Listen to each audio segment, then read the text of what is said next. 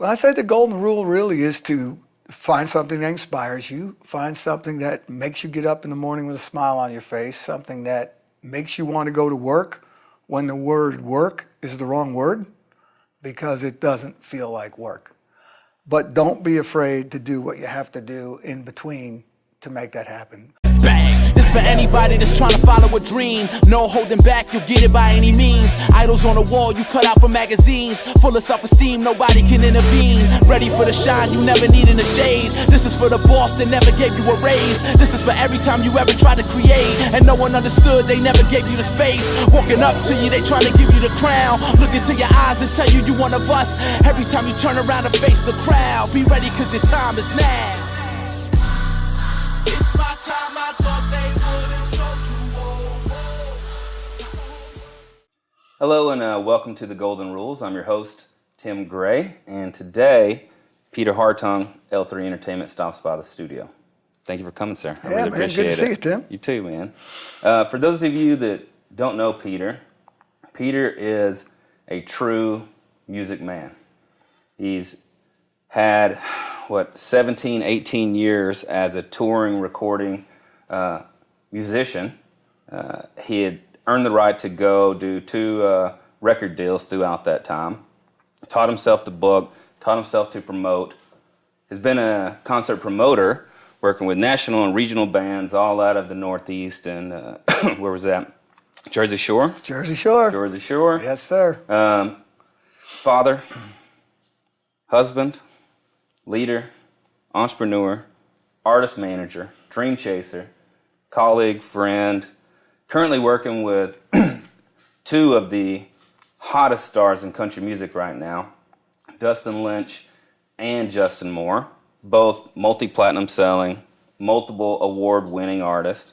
And he just had one of his newest artists signed to Big Machine Label Group in December. Valerie Music Company. Yep. Yeah. And has this Monday, the 12th of February, launched the first single for that artist, Tyler Rich. Yeah. Go check it out if you haven't. And the whole story here about the show, The Golden Rules, absolutely embraces the way that this man lives life and business. Anytime I've ever reached out, without hesitation, he's always agreed to either donate product, get me an autographed guitar, whatever it was I needed for a nonprofit, come and speak to students at the Country Music Association, or even on release week on Valentine's Day. Take the time to come bullshit with me today. So the man, the myth, the legend, someone I sincerely admire most in Nashville, Tennessee, Peter Hartung. Well, thanks, Tim. Thank you very much for coming, I appreciate it, sir. Man, with all those accolades. I don't know if I should be the guy sitting in the chair. But, well, it means a lot to me. Thanks so much for that. Thank you. Yeah, I really appreciate it. Much appreciated. Yeah, it's been an interesting journey. Like I say, you don't get to my age without a little bit of experience coming with it. Some trials and tribulations, some good, some bad, but end result good. That's awesome, man. We've spoken a handful of different times, and I've got glimpses of your story. And every time we've spoken, it's been incredibly interesting. But it's like you leave me with a cliffhanger every time. There's more to the story. There's more to the story. So today I hope we have an opportunity to dig into not only the outcomes that you have achieved, but kind of the hows you got there. Great. But before we get to that, I didn't actually know much about you. I didn't know, what's the origin story of, where did you come from, man? Where's home? Well, I'm a Jersey Shore boy.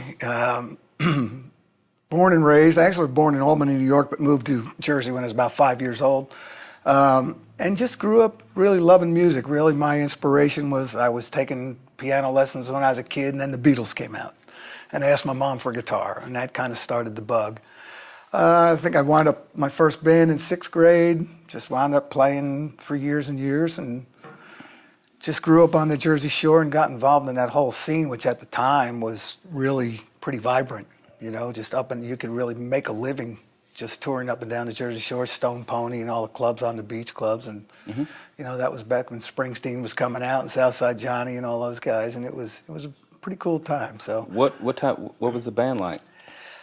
I was always the crazy front man, because back then in that time, it's when, Mick Jagger and Peter Wolf and those guys, you just get out front and jump around like an idiot, which is what I did, and it seemed to work, so we got pretty popular. So, But yeah, it was cover stuff, and then started doing originals, and then attracted some attention from some, a couple of promoters, and then a couple of producers, and wound up with some being produced by Donald Duck Dunn back in the late 70s, and Duck played bass for Booker T and the MGs, and Otis Redding and those guys, and I got to record with the Muscle Shoals Rhythm Section with Barry Beckett, and then That's awesome. all those guys was pretty cool.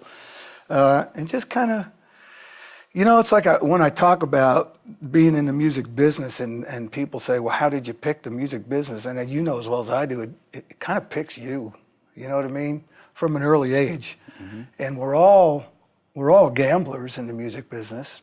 And I tell people this all the time. If you put all the work that we put into this business in a corporate job, being smart like you are and ambitious and dedicated, you'd rise up the ladder. I've tried to do those. I'm not nearly as passionate in that job. But in the music business, or all the arts really, it's a gamble. Absolutely. So we're all, I like to say we're all gamblers. You nailed it on the It Chooses You. From a child, I was always digging through my parents' LPs. Yeah. I booked my first show at an old folks' home in Mississippi, and I was 5 or 6. Yeah. And I would go do just lip sync little songs. But once I was hooked, I was hooked. There was I didn't know where it was going to end, but I knew I couldn't do anything but that in some form. Yep. Now, we had touched on it briefly earlier. We were just talking about it. And I don't want to jump too far ahead in the story, but I know most people especially if they're starting out younger, they'll move to Nashville and they're chasing some form of dream. You'd already been in the industry for years before you ended up in Nashville. But what actually brought you to Music City? Was it you'd found the artist and you needed to be here for country, or this was where you were being pulled to go? Well, that's an interesting story too, because my wife and I have been married 44 years. Congratulations. Thanks, man. Her dad, Tony Jordan, was the associate producer of the Ed Sullivan Show. And when Ed Sullivan died, Sullivan Productions stayed in business and wound up doing some ancillary shows. Well, they wound up doing the CMA Awards for 13 years, starting in the late 70s. So my wife and I started coming to Nashville in the late 70s, back when Kenny and Dolly were hosting and Reba was winning the Horizon Award. Islands in the Stream. Who doesn't love that? That's it, man. So we started, and we always loved it. So in 1994, we had an opportunity through my wife's job to move here. And I was 42 years old at the time, and we both just said, why not? Man, 94, that's heyday country. Yeah. Man, the big time. Yeah. So we've been here 24 years now, so I think I got my green card. See, when we met, we had skipped ahead so much further, obviously, than 94. What were you doing between 94 and Justin? Well, that's funny too. Like you talk about the entrepreneurial spirit. Mm-hmm. So when I got here, I bought a business. I bought an appliance repair business that was one item. It was commercial microwaves, and I learned a trade. I wound up having 4 techs running for me and doing all the kitchen stuff and restaurant. I was doing all the restaurants in town, everything else. Sold the business, started a cleaning service called Men with Mops. That's awesome. Had some real high-end clients, real top-level corporate guys, lots of money, big homes, you know. They'd give me the key to their house because they knew it was a trust. Most of them would say, I don't know why you're cleaning houses. You seem a little too smart for that. I said, well, because I'm working on something. Yeah, exactly. I need to be my own boss. Sure. You know? And through the cleaning business, one of our clients had a studio, and Justin Moore's dad, Justin was still in high school, had taken Justin into a karaoke studio to cut some tracks. Kenny Chesney and George Strait, and they mailed, Tommy Ray, Justin's dad, had sent it to this studio, and I was just there that day. My buddy Nick and I were there and heard this CD, and Nick said, hey, you ought to come in and listen to this guy, and he happened to be in the room when they played it, and I heard it, and I've told this story a million times, but it truly is the absolute clearest moment I've ever had in my life when I heard that voice, his voice. I had no doubt about what I was supposed to do and just went to work. I came home and told my wife, I said, I don't know how I'm going to do it, but somehow I'm going to manage this kid. And I was working with Fred Conley at the time, Earl Thomas Conley's brother, with Rick Farrell, a kid that was on DreamWorks. I was going to say DreamWorks, Yeah. So at least I had a name to call Justin's folks up, Tommy Ray and Charlene Moore, and say the name Conley. instead of a fast-talking guy from Jersey. You know, it's like, hey, who are you? You know. In fact, Justin and I could barely understand each other for 2 years because he talks slow Southern drawl. Oh, yeah. You know. And man, we've been together 15 years. I mean, his family and we're just all family. It's been just a great ride. A lot of successes, a lot of anxiety, you know, I mean, you know the drill. You get that first single out and you live and die by it. And we were just so fortunate that Scott Borchetta was a fan, and George Briner and the whole team over there just made the whole dream happen, really. I'm so fortunate to be able to have those guys. Sure. I don't know Scott, but I tell you what, I can't speak highly enough about George. He's just a good dude, man. Just a good guy. George and John Loba, and I'm sure you know John, that they're like two of my best friends in the business because they're both really responsible for a lot of where I am right now in the business in Nashville. Sure. Yeah. Well, John will be joining us here next week. Great. So I'll dig in and see if I get the shining review from you too. Yeah, okay. So you're going through the process, it's 94. You hear Justin, you go, ooh, life pivot moment. Right. Right? Yep. And you start the process. When did it get to the place though where you're like, I can do this? Like that shift that happens where it's just an internal no and you're like, I can do this. You know, it's funny because, I mean, I'd already had management experience, booking experience, performing experience. I dealt with all the agencies in New York at the time from Triad. I mean, companies don't even exist anymore, you know. So most of what I learned is from street cred. You know, you just get out and doing it. Mm-hmm. But I really had blinders on when it came to Justin. Nobody could tell me no, nobody. And I've always been a big believer in indicators, and I think it's important to pay attention to them, positive and negative. Mm-hmm. And I really seriously never had any negative indicators when we were starting with Justin. Everybody, I found Steve Bogart helped me a lot, hooked me up with some publishers to find some songs to take Justin in the studio, cut some songs in, and we did. And when we started playing for people, there wasn't one person that did not say, man, this kid can sing his butt off. Sure. You know, you got something, just keep doing it, keep going. And that motivates you, you know, Absolutely. you just keep going. Just a little little carrot forward. in front of the Exactly face, you know right. what I mean? It might have been different if I had the first 10 people go, good luck with this one. That never happened, never. That's awesome. And kind of the same thing with Dustin, you know. When I found him through my son-in-law, kind of introduced me to him he was working for Prudential, and he said one of his agent buddies said, I got a friend who's a singer-songwriter, would you listen to him? And this was on MySpace, so I went to his MySpace page and listened to it, you know. And there was something about Dustin, so I asked him to come over to the house, and we met, and I was just really impressed with him as an individual, and his songwriting is what really got me first. And then when he came over to the house and got talking to him, I could see how bright he was and how focused he was. Said, yeah, and took him over to John Loba. Mm-hmm. Well, we touched on this a little earlier that I'd watched the interview where Dustin was on the Gary Vee show. And I tell you what, I was incredibly fascinated and impressed with his approach on how he helps run his own career, his own input, how he's incredibly thorough and thoughtful about his songwriting process, his work ethic. You know, obviously not every artist is like that, but it blew me away. Dustin, he's so smart and so motivated and so driven. He's extremely goal-oriented, and he's every manager's dream for an artist, you know, because he wants to do it the right way. He wants to get the job done, and he wants to see results. Sure. Like the rest of us. Yeah. So you gotta love that. yeah, it's great. Now, I was thinking about it, and I don't know, it was a few years back, maybe at a Christmas party or something, we were chatting, and you were telling me that from day one, you find Justin, you get everything set up, and it was some number, like 3 or 5 years of like 0 dimes came in. No dimes. Oh, yeah. It was just the dream and the belief that this was going to happen and the fortitude to stay the course.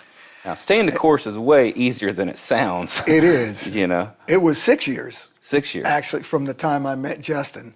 But 3 years in, Scott Borchetta offered him a record deal and said, if you guys will wait, I'll give you a deal. I'm starting a new label. And that was Valerie. So we were one of the first artists on there, along with Jewel and I think there was a couple other ones, Adam Gregory maybe. But Justin and I sat down and talked about it and said, you know, this is Scott Borchetta. We probably ought to wait. And luckily we did, and here we are. Yeah. You know, 2 platinum albums, a gold album, 7 number ones. And New Artist of the Year. New Artist of the Year, ACM's 2014. Yeah, man. Yeah. Having the strength to stay the course is challenging. Yes. Whether someone's just starting out or whether they're an entrepreneur or whether they've been in the industry for a while, that creeping self-doubt thoughts, you know, they just pop in there sometimes. What advice would you give to somebody they've been knocking on doors? They knocked on door number 1 and they've knocked on number 100. How do they keep that same level of excitement and passion on number 101? You know, I think for me, again, it goes back to just the positive indicators I had the whole way. So if I did get, you know, a little nudge the wrong way, I just didn't pay attention to it, Sure. You know. But I think we all have to be smart in life. I mean, there's blind faith and there's stupid faith. You know what I mean? I mean, you have to pay attention to the signs. And I always did that with both Justin and Dustin. And they were just always good, and it was always positive. So I knew that we had something, and you just press forward. And you almost don't, it's almost unconscious. It's hard to really define, but you almost don't think about it. You just get up and go. It's not like the days creep by in the music industry They do, either. yeah. It's just, you look up and it's March, you look up and the year's gone. You know, now we go by tours, you know. A lot of tours over, the whole year's done, you know. So, but man, we're having fun, you know. I've been obviously really lucky and blessed and fortunate to have 2 guys like this and the label now with, you know, John moved over to Broken Bow, now with BMG, and they're great with Dustin, and of course Scott and George with Justin, and now we got Tyler over there on Valerie too, so we're really excited I saw for his that career. December. That's exciting. Yeah, man. Congratulations we're on pumped that. Up, so, yeah. I'll tell you what, I learned so much about myself and leading others from being an artist manager, much more than I did as an agent. Mm-hmm. Being selfless, really pouring in. What are 3 things you wish someone would have told you before you started managing? How long it was going to take, maybe? Would you have done it? How hard it is? They would have said it's going to be this hard and this long. Well, that's why I think being in the music business, if any of us ever really thought about the odds and being semi-smart people, we'd go, no, I'm not going to do this. Pass. You know? And what do they call it? The rule of reciprocity? Yeah. Be Put it good out for there. being good's sake. Yeah, exactly. And the better you are to people, the better they're going to want to be to you. Absolutely. And I hope the guys that work for me would come in here and say, yeah, we don't ever want to leave Pete, of course, unless they want to go start their own business, but which I would never stop somebody from doing. I tell my staff all the time, I don't ever want you to go. I want you to just stay and retire from here, but I want you to be able to Absolutely. go, if you ever did, or leave to go somewhere else, that whoever hired you would immediately say, go hire the rest of Tim's staff. Exactly. Go get them all. I love that. Yeah. That's great. Yeah. Well, a lot of it management, a lot of the industry, artists or not, a lot of it's gut, you know? At what point for you does it stop being gut and start becoming craft? Well, that's an interesting question. I think it obviously starts becoming craft as you start becoming more successful and have to do things more along within guidelines or the parameters of, you know, maybe what the structure of our industry is. You know what I mean? We're in the beginning when you don't know anything. You're just throwing it against the wall and make it up and go for it, right? But now we know how things work. We know kind of how radio works. We know promotion works. We know what we have to do to keep costs under control. When your artist is telling you, I want to spend $40,000 to up my production and show them, we're going, well, we want you to too, but guess what? Yeah. You know. So yeah, we operate within those guidelines once we get to that point. I think would be the best way to say that. Okay. Now, we kind of covered born to up to this point. I kind of want to transition a little bit. Tell me about the next chapter. What's Peter's mindset for the next 5 years? You know, it's so funny you say that because, you know, I'm not a kid. I've been around for a while, so hopefully there is another 5 years. That's the first thing, which I'm sure, I hope there is. I hope so too. But I think the funny thing about the entrepreneurial spirit is I still sometimes say to myself, I don't think this is all I'm going to do, which is crazy. I love that. You know what I mean? Yeah. I don't know what it is, but I don't know. I still think like that. I love the fact that L3 Entertainment is impactful for myself, for the guys that work with me, for the artists that we work with, and that I think we have a pretty good reputation in town because of the way we do business. But I would say, keeping all that in mind, I would think the next 3 to 5 years would be to grow the careers of our 3 artists, to grow my staff a little bigger as we need people. I've tried to grow it smart. Find some more artists if they come across the table. You know, I'm certain it's not even a criteria for me for the artist. Something just has to hit me. Sure. You know, and now with my team, we all talk about it. Got the ear out there just in case. You never know. Yeah, you never know. I listen to everything anybody sends me just because. So do I. You never freaking know. I say it all the time. You're in the music business. Why wouldn't you listen? Yeah. I'm going to listen to music all day anyhow. You have to listen. Exactly. One of the things that I've been working on myself is I kept putting off that all these things I wanted to accomplish was going to happen. This magical day out there. Like I wanted to learn to captain a sailboat. I wanted to get my pilot's license. All these things, right? Wow.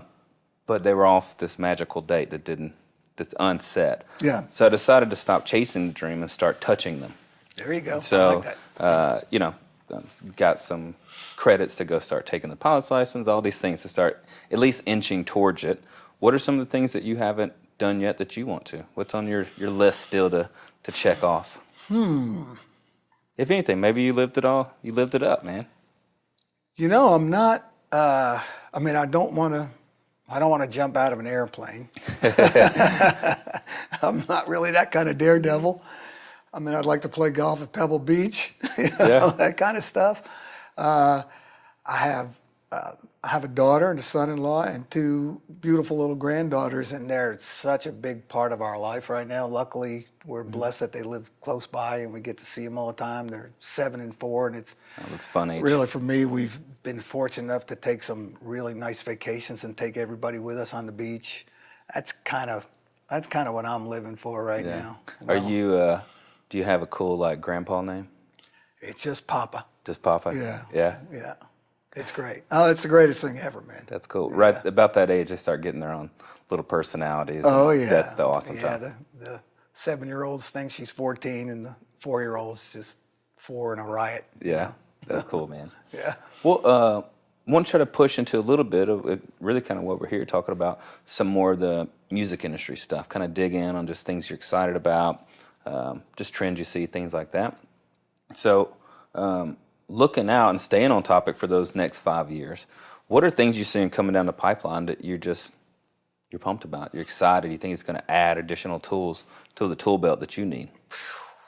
Boy, you know, as far as the digital platforms go, I mean, every day it changes, so it's so hard to predict. Which, you know, also being my age, I tell everybody I'm a dumbass when it comes to that, which is why I have some smart guys in my office for that. But you know, I mean, we get pitched things constantly with new platforms about, you know, how to sell tickets, how to beef up the branding. You know, you name it, it's out there, and somebody's bringing something new to us every day. Sure. As far as the music, the type of music coming, I mean, we've all seen the swings. We've seen it from pure country to pop country, and you know, back to country, and you know, I think a lot of bands all through the years have done a lot to swing that pendulum both ways. You know, I mean, we could name all the acts that have done it, but it's pretty obvious, you know, who the ones are now that have swung it to the pop country and the guys that are holding the country, and there's room for all of it. which is great. I love it. Yeah, I do too. It's great. Now, both of your guys are cowboy hat guys, so but my spiel is always like, you don't have to have one and your Spurs on to come to Nashville anymore. You don't. Just be good. Just be good. Just be good. And that opens up all these doors, which is incredible. It's incredible. Love it. And it's always about the song to get going, you know. Yeah. It's got to have it. I was speaking at a university not too long ago, and the students were, how do I get an agent? How do I get a label? How? I was like, you should be asking, how do I get good? Yeah. Yeah. Be good. The other will take care of itself if you're good. Yeah. So I was like, just change your thought process a So little true. bit. That's so true. You've promoted, you've managed, you've done all these things. I know with both your artists, especially the size they are now, you've done multiple brand partnerships. You mentioned some earlier, working with brands. From your perspective, what is the perfect partnership from an artist brand perspective? Like, Well, yeah, I mean, obviously we always talk about an artist being branded, and you know, you get a brand new artist that says, well, how am I going to be branded? Well, to me, part of the artist branding takes a while to happen. I mean, you have to put your music out there, you have to tour, you have to show people what you are and who you are and what you're made of, you know. Like, I think Justin is branded really well. He's been out for a long time. He's that, you know, unapologetic little redneck guy, but I mean, he is that guy. You know, he moved back to his hometown. There's 270 people. He built a home, and that's where he wants to raise his family. So he is well branded. Sure. I think that the perfect branding partnership comes from the relationship that the artist has to have with the people or the product, obviously. I think they have to believe in it. I mean, anybody can write you a check when you get to a certain level, but it's like, I don't think I could have gone out and sold Justin Moore or Dustin Lynch when pitching them to the labels if I didn't believe in them. And I think the artists need to do that too when it comes to a sponsorship deal. And we've had some good sponsorships and always working on new ones, you know. Sure. I've seen a big pivot in the last 2 years where it's way less about the checks. When your artists are getting to the size that where it yours doesn't are, matter. you can go do a private show and Right. get a sponsorship check, basically. It's what are those brands bringing to the table? Right. Do they understand the lingo and the leverage? And like, really valuable for both. Well, absolutely now. And of course, at the level of Justin and Dustin, a sponsorship deal that becomes enticing to us is one that has a reach that can grow their fan base. Exactly. Because, you know, they're at a price point where they're comfortable. Sure. You know, so I mean, it's nice to get a check to help with touring because the buses and trucks are ridiculously expensive, but No kidding. still, now it's about growing the brand. Sure. Because it's still so early on in the filming of this series, we're still trying to define who's watching. We don't know exactly who we're going to be trying to help here and what type of advice to give. So at this point of the show, I normally dig in and we'll kind of do some rapid fire. Just one quick, you know, what your opinion is of this, and you'll see. We'll just fire through a few. Okay. Just one quick piece of advice. Someone that's working in the industry, been in 3, 5, 7, they're looking to level up, get to that next level for whatever facet of the business they're in. What would you tell them? Keep your nose at the grindstone, stay focused, work hard, meet as many people in the business that are above you, that are willing to talk to you and give you advice. Listen to the advice, take the good advice, trash the bad advice, get after it. Perfect. Yeah. You've got a good artist out there. They're writing, they're grinding every day, they're touring, they've got the merch, they're doing all the things, right? All the things, but it's just not there. Just not there at the next level to bump them yet. One piece of advice for them. Oh man, again, it's work as hard as you can. Somehow try to spread the word either through socials. Make sure the social numbers are good. Try to get maybe a ground crew. I think for new artists these days, if you have like some best friends who really believe in you, that are real social media savvy, and they'll work for nothing. You know, get them to help spread the word. Sure. You know, I know it's a big question because there's 100 facets that can come into it. And it's so tough, you know. It's a hard business to break into. You said if we painted the odds, you wouldn't do it. I don't remember who said it. Steve Rennie. I don't know if you ever know Steve, he's a manager guy. But he was talking to some students one day and said, you've got a better opportunity at me blindfolding you. You're running across the interstate and back without getting hit by a car than making it. He's like, and if you say you still want to do it after that, you may have a shot. You may have a shot. Well, I remember as a kid going into the record store with the albums and rows and rows and rows and rows and rows of albums and flipping through them and knowing 20 of them. Yeah. I'm going, oh my goodness. And I remember it just hitting me like, wow, where do all these people make records? Where do they sell their records? Yeah. And it's no different today. I kind of miss that, the dig. Oh, yeah. Because sometimes I'd just go, I have no idea who this is, but it looks cool. I'm going to go listen to it. And you find, a favorite record Find a of all gem, time yeah. or something. Yeah. Yeah, exactly right. All right. Multiple entrepreneur, someone who's building the business and they're looking to scale to the next level. One piece of advice for them. Be smart about it. Make sure you're budgeting correctly. Make sure you're growing at the right speed. Don't put yourself in a compromising position where all of a sudden you're panic stricken to cover debt. I don't believe in a lot of debt. I don't have a lot of debt. Yeah. I think you've got to grow it to get to the next level safely, and financially responsible. When we were starting, personally for me, debt-free, but also the business, and I'll tell you what, it was not fun getting to debt-free. No. But it's incredibly freeing afterwards to allow you to be creative, Absolutely. to chase fearlessly, Yep. and to be able to dump into it. Yep. So that's great advice. Absolutely. Since the day I've met you, as I mentioned earlier, you're always in a circle of these impactful thought leaders and people that are helping to move the industry forward. And one of the things I've definitely picked up from you over the course of the last few years that I've known you is that you have this ability to build true, lasting relationships with your circle. Thank you, man. How do you do it? What's this? How does that come to be? Is that a natural thing for you? I know it's not. It's networking is a bad word. It is that, but it's not. There's something different about building a real friendship. I think that obviously a lot of it's natural personality. My father and my uncle were twins and they were jokers. I mean, we grew up laughing. We laugh a lot. And I think that one of my kind of life mantras is to take your work seriously, don't take life too seriously. Make sure you can laugh. If you can't laugh, you're gonna have a miserable life, Yeah. So I've always had the ability to do that, and I've never been, and I'm not bragging about this, but I've just never been judgmental.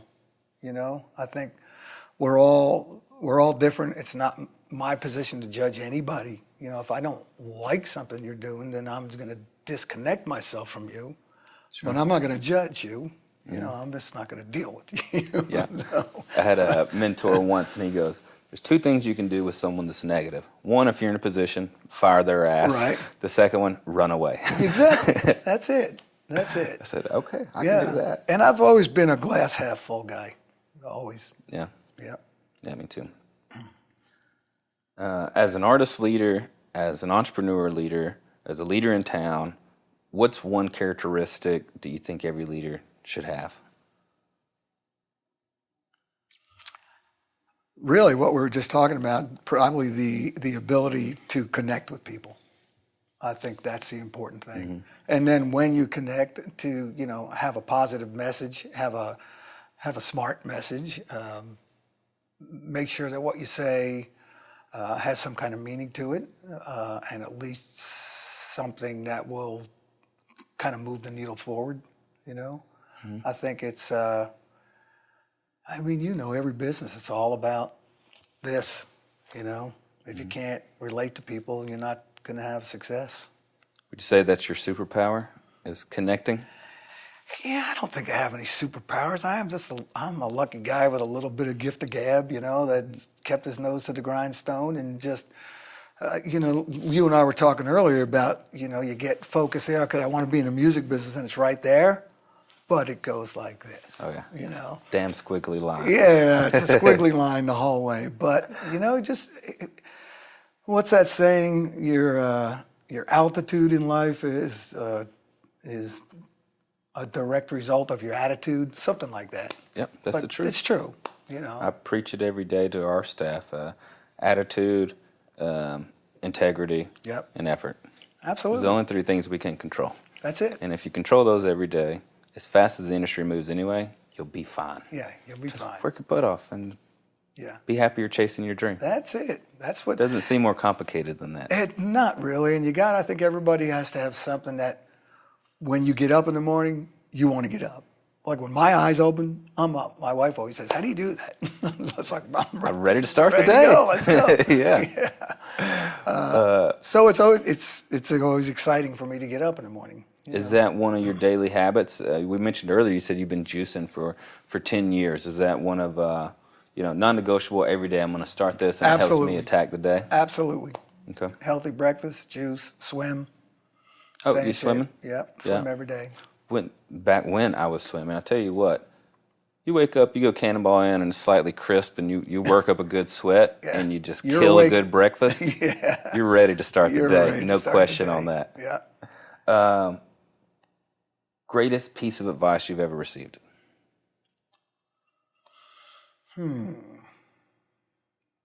That's a tough question.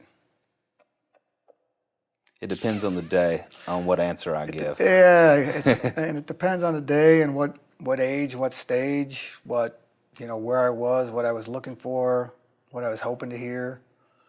Or maybe the most impactful then. It's probably something my mom said growing up because she just always believed in me chasing this dream. And I've come across so many kids whose parents want to disown them if they want to chase music or art or writing or the arts. Sure. And she bought me my first guitar, and I used to play songs for her, and she'd just sit there with this big grin on her face and love it, and just kind of said, "You go do it." My dad was a design engineer, so he gave me a slide rule for my birthday one year, and I'm like, "What Thanks, am I gonna Dad. do with this?" Yeah. Does it have guitar chords on it? Yeah.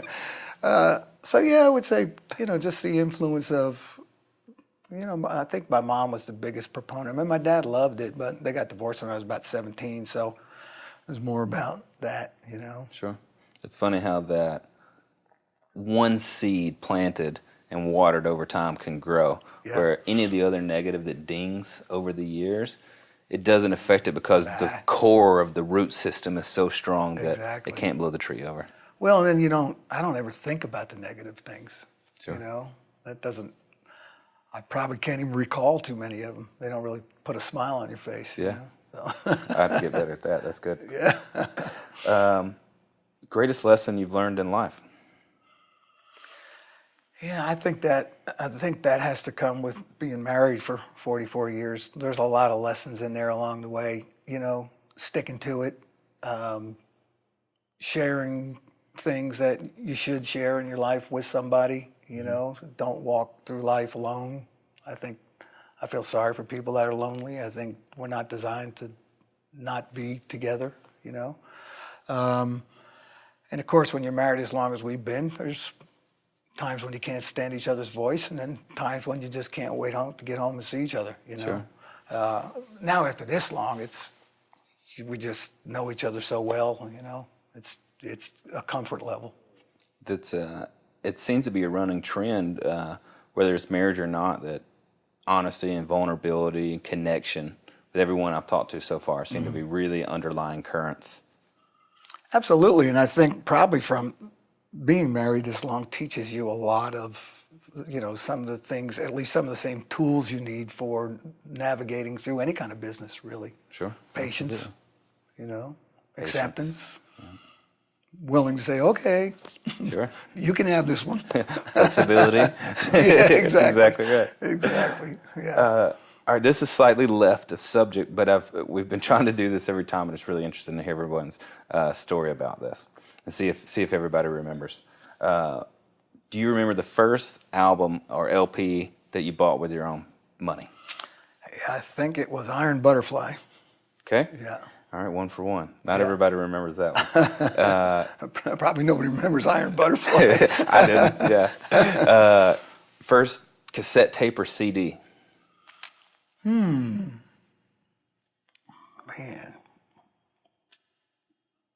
That one's a tough one. I don't remember that too. I don't think I can come up with something on that one. Sure. Do you remember your first download? First download was probably because when I started with Justin, it didn't even start yet. So as soon as they came out, It's probably his. Yeah, oh, absolutely. I buy them as soon as they come out. I buy them. Sure. So, And yeah. a first stream. Do you remember that one? First stream. Mm-hmm. It was probably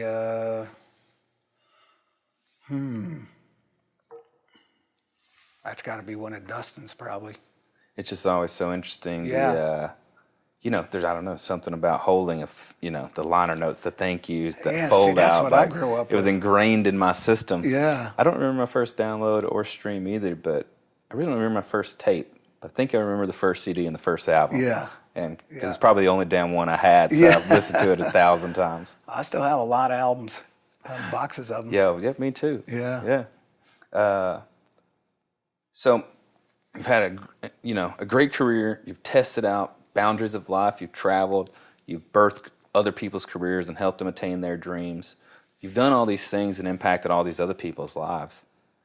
If today was it, and that was the end of the story for Peter, what do you want your legacy to be? Man, I would just like people to say I had fun working with Pete. He's a really good guy, fun to be around, not an asshole, positive, always positive,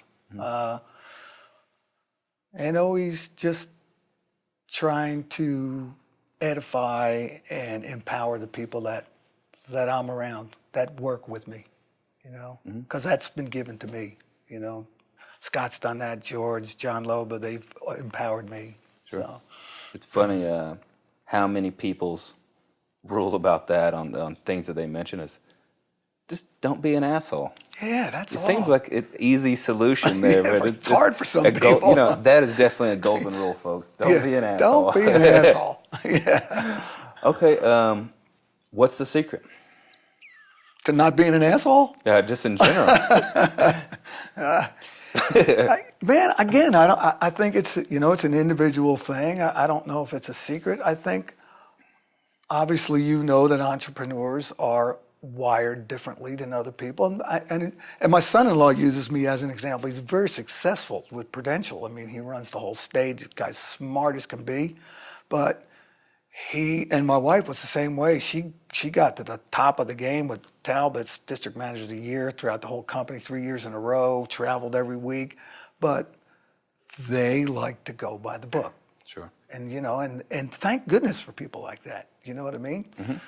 And thank goodness that my wife had a steady job all this time. Right, building the dream. Yeah, that's right, and allowed me to keep doing this. Yeah. Which is probably another reason why we work so well together. But some people don't have that entrepreneurial spirit. My dad was, my uncle was, my sister was, my cousin was. And I don't know if it's hereditary or something in the genes or just the fact that I never really heard anybody talking about their boss. Sure. Maybe that had something to do with my initial. Maybe that's where mine comes from too. I haven't thought about it that way. A lot of my family was. Yeah, Yeah, it may be. it could be. Yeah. Yeah. All right. Well, the Golden Rules is the name of the show, and we try to talk about what are the golden rules for each person's life and their business, just how they interact on their day to day. So this is something we come up with. It's called FORM. So it'd be family, occupation, recreation, motivation. So we'll just go kind of one by one. Okay. The golden rules for family. Above all else, family is the most important thing to me. It's small, it's love. And of course, there's what I consider close friends, family outside my immediate family, but the blood family is, it's everything, Okay. The golden rules of occupation. The golden rule of occupation: be honest, be forthright, say what you mean, but don't be insulting. Don't be afraid to ask questions. Don't ever pretend you know everything. That's the dumbest thing you can ever do is try to answer a question thinking you have the answer when you know you don't have the answer. Ask somebody. That's kind of, which I've always done. Never be too proud to say, hey, I have no idea. Yep. Golden rules for recreation. Well, you know, the body is a gift. You have to take care of it. You know, I mean, my dad was a health nut. He had old books from the 20s about, he actually had me buffaloed when I was a kid about certain foods you could eat with other foods. I mean, I'd have a banana after having dinner or a glass of milk, and I'd be on my bed going, oh, my stomach hurts. They don't go together, you know. So I learned about nutrition early on, which is why my wife and I eat pretty healthy. But I'm not giving up some of the bad stuff, you know. It's a balance, like life is. And exercise, you know. Okay. Golden rules for motivation. I think we're motivated by the things outside of us that inspire us. Certainly growing up, you know, on the Jersey Shore and, you know, trying to become what Justin and Dustin are, you know, and watching some of my peers on the Jersey Shore, like Bruce and Southside Johnny and John Eddie and those guys, start to get it. I mean, a lot of guys can get, you lose 2 record deals and get bitter about it. I just, it never hit me like that. I mean, don't get me wrong. There were moments where it's like, oh, shit. You know, Yeah. What do you mean you're not going to put my record out, you know? But never enough to knock me down and out. More along the inspiring wouldn't be the right word. It's more like, screw you, I'm going to show you. Yeah. You know? It's more about I certainly that. carry some of that with me, so I understand Yeah, that. there's, you know, something, I mean, I think that drives a lot of people. I'll show you, you know. I've realized over time as I've got to know myself better, it definitely started with, I've got all these people I need to prove wrong, and then it became, I'm doing it, I need to prove to myself that I can do it. Yeah. And then the whole dream changed. It wasn't the spiteful motivation behind it. Right. Now it's an inspiration, Absolutely. like, where it's, my mission isn't to teach them or show them what I could do. Now it's so much more to pour into others. I love to be able to motivate them. Absolutely, Yeah, absolutely. and it I mean, just my changed goal over at my time. age is for the guys that work for me now and any future people that come and work at L3 Entertainment, that when I decide that I want to go travel and play golf with my wife and relax a little bit, that every artist there goes, man, I'm not leaving this team. Sure. You know, that's Absolutely. the goal. Well, that's pretty much it for us today, but one of the things I'd like to have each guest do is just share a tidbit, something specific that if someone's watching this that maybe is questioning their next move or is trying to get to that next place or is looking for a little motivation or inspiration, whatever it is that you feel is on your heart that you want to share that just might help brighten someone's day, whatever truth you have. I would say your golden rules. Well, I say the golden rule really is to find something that inspires you, find something that makes you get up in the morning with a smile on your face, something that makes you want to go to work when the word work is the wrong word because it doesn't feel like work. But don't be afraid to do what you have to do in between to make that happen, because I worked plenty of jobs that I never ever worked another job where my brain ever said, this is what you're going to do for the rest of your life. Because every other job I had, I mean, I sold appliances for a while, you know, cleaned houses, fixed microwaves. Never once did any of that in my brain go, okay, this is what you're going to do. No, the only thing that ever went through my brain was, this is what you're doing right now to make some money. Sure. You know, that's it. Yeah. Chase the dream, like Churchill said, never, ever, ever give up. But be smart enough also to realize when you have to take a step left or a step right. You know, don't be blinded by a goal where I am going to be the star of the show. You know what I mean? Absolutely. Because the people you meet along the way and you learn from, and you need to take that in and utilize it. Okay. Well, thank you all for joining us today. Our guest has been Peter Hartung. Take what he said to heart, be vulnerable, chase your dreams, be willing to sidestep, be confident, stay open, build your circle, pour into others. We'll see you next time. Perfect. Thanks, Tim. Thank you, awesome, sir. man. That was Appreciate fun. it. Yeah, thank that was you, great. man. I really appreciate it. Thanks. Bang. This is for anybody that's trying to follow a dream. No holding back, you'll get it by any means. Idols on the wall, you cut out from magazines. Full of self-esteem, nobody can intervene. Ready for the shine, you never need in the shade. This is for the boss that never gave you a raise. This is for every time you ever tried to create and no one understood, they never gave you the space. Walking up to you, they trying to give you the crown. Look into your eyes and tell you you one of us. Every time you turn around and face the crowd, be ready cause your time is now.